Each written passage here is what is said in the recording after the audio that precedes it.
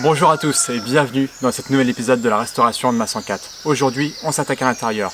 Au programme de cette vidéo, on va faire un gros lifting sur cette petite mamie pour qu'elle retrouve toute sa jeunesse. Donc du coup, on part pour des heures de nettoyage, des heures de montage, mais franchement, le résultat en vaut la peine. Bon allez, j'arrête de te parler et je t'emmène avec moi. Avant de commencer, je te fais juste un petit point matériel pour te montrer ce que je vais utiliser pour remonter ma 104. Pour coller tout ce qui est simili-cuir, tout ce qui a été moquette collée dans le coffre, sur les côtés ou autres, je prends tout simplement une bombe de colle néoprène. Donc c'est la colle néoprène qui est pulvérisable et qui est très bien pour coller tout ce qui est textile et tout ce qui est garniture de véhicule. Après, pour nettoyer ces garnitures, la moquette et les sièges, ce que je fais moi, c'est que je passe un coup de Karcher premièrement pour retirer toute la crasse, tout le sable, tout ce qui est ainsi incrusté dedans depuis ces nombreuses années. Puis après, dessus, je verse du produit pour lessive, tout simplement. Donc là, c'est celui-là que j'avais chez moi, donc j'ai versé celui-là. J'ai frotté avec une brosse pour vraiment que le produit pénètre, que ça nettoie bien mon tissu, que la moquette soit nickel. Puis après, recoup de Karcher pour tout nettoyer. Et franchement, le résultat est très correct. Pour ce qui est de la banquette avant et des sièges avant, je retire les housses, j'envoie à la machine à laver. Et pour le reste, j'utilise une mousse nettoyante quand je peux, ou alors tout simplement de l'eau chaude mélangée avec du PEC citron, classique, hein, et ça fait vraiment le taf. Je te montre comment j'ai fait pour récupérer tout ça, et je te montre aussi tout le remontage de ma petite 104. I'm just good at caring too much. I'm just good at caring too much. Is it too much to ask that you be all mine? I never was good at sharing. I'm just good at caring too much.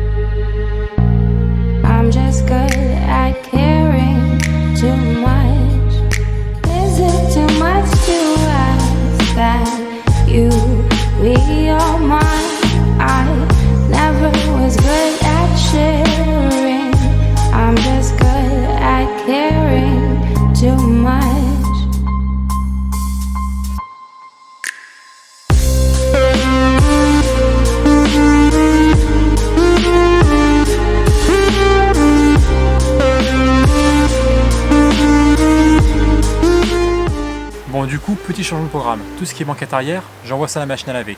Par contre, pour tout ce qui est siège avant, je dois le faire à la main. Pourquoi? Parce qu'en fait, les housses de siège sont tenues avec des agrafes en cuivre. Et j'ai peur de ne pas réussir à remettre correctement ces agrafes en cuivre, de les casser et pas d'obtenir ce résultat bien tendu. Donc du coup, ce que je vais faire, c'est un gros coup d'aspirateur sur les sièges avant, puis après je vais les nettoyer avec une bombe de mousse nettoyant textile qu'on trouve à Total ou dans toutes les grandes stations de lavage ou stations essence. Donc l'arrière machine, l'avant à la main. On y va.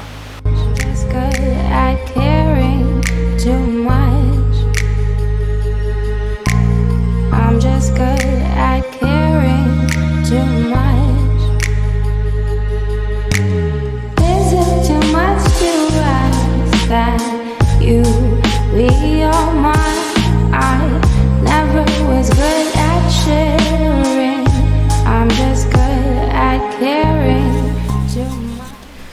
Maintenant ce que je vais faire, c'est que je vais passer un bon coup d'aspirateur dans la caisse pour me débarrasser de toute la poussière. La soufflette c'est bien, mais ça vous enlève pas la poussière, ça la dépasse juste. Donc quand vous voulez éliminer la poussière, que ce soit pour peindre, pour remonter un véhicule, pour le nettoyer, privilégiez l'aspirateur.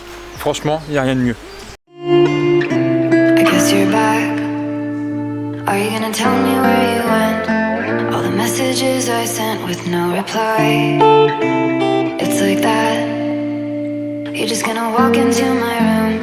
Quand vous restaurez un véhicule, l'intérieur compte autant que l'extérieur, donc ne le négligez pas. Moi je ne vais pas changer l'isolation parce qu'avec la petite mésaventure que j'ai eue, je me rapproche de plus en plus du sommet de mon budget et du coup faut que je fasse quelques impasses sur certains trucs. Mais mon isolation phonique est encore en assez bon état. Si vous pouvez la changer, changez-la sans hésiter, sinon nettoyez la vôtre. Moi j'ai passé un coup d'aspirateur dessus. J'ai tout nettoyé avec une mousse nettoyante que je possède, qui fait un effet nettoyant, dégraissant et lustrant, donc ça rend vraiment bien. On m'a aussi conseillé le Polytrol pour nettoyer l'intérieur. Pour ce qui est des plastiques, des tapis, après vous avez vu, moi j'ai passé un coup de Karcher sur l'ensemble et franchement l'intérieur est propre et pour ça j'ai de la chance avec cette voiture là. Bon allez, je vous montre le montage.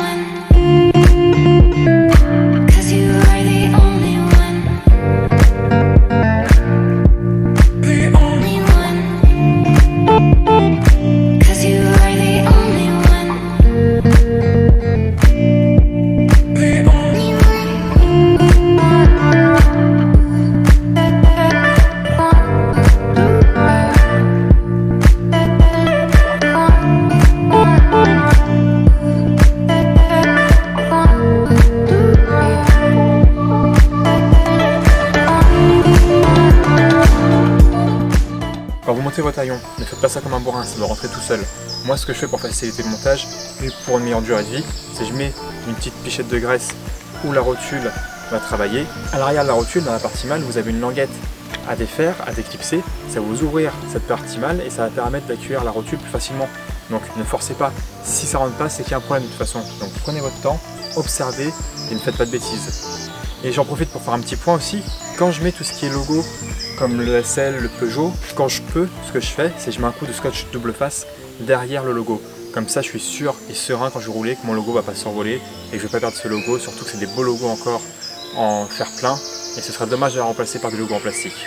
Donc petit conseil pour sécuriser tout ça, quand ça se voit pas, un petit coup de scotch double face, ça fait pas de mal. Avant de tout remonter, tout ce qui est électronique, je le teste sur une batterie de 12 volts. Donc ça c'est une vieille batterie que j'ai, que je me sers que pour ça ou pour démarrer les vieilles motos. Bien sûr elle n'est pas chargée, il faut que je la mette en charge, donc je vais tester ça directement sur une voiture, mais ne remontez pas quelque chose sans l'avoir testé. C'est quand même bête de prendre son temps de tout remonter et finalement de s'apercevoir que c'est sans coup son claqué et de devoir tout recommencer. Donc ça prend vraiment 2 minutes à faire en plus, mais testez vraiment tout ce qui est possible à tester.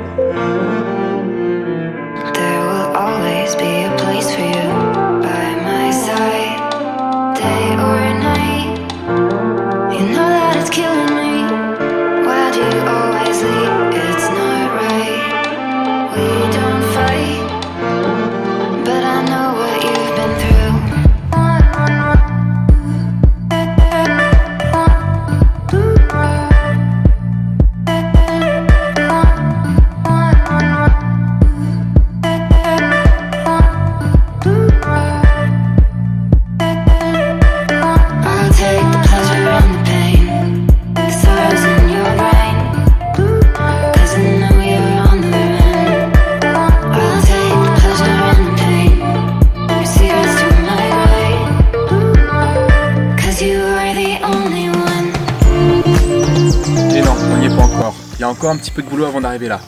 Donc du coup vous avez vu, le résultat est plutôt satisfaisant. La moquette concrètement je pensais pas la rattraper aussi bien. Les sièges, moi j'ai de la chance dans l'ensemble, les sièges n'étaient pas abîmés, pas déchirés.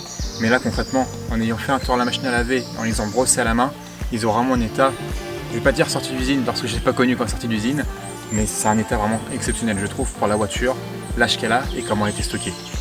Petit conseil, petite astuce pour le tableau de bord, il est beau, il est bien noir le mien.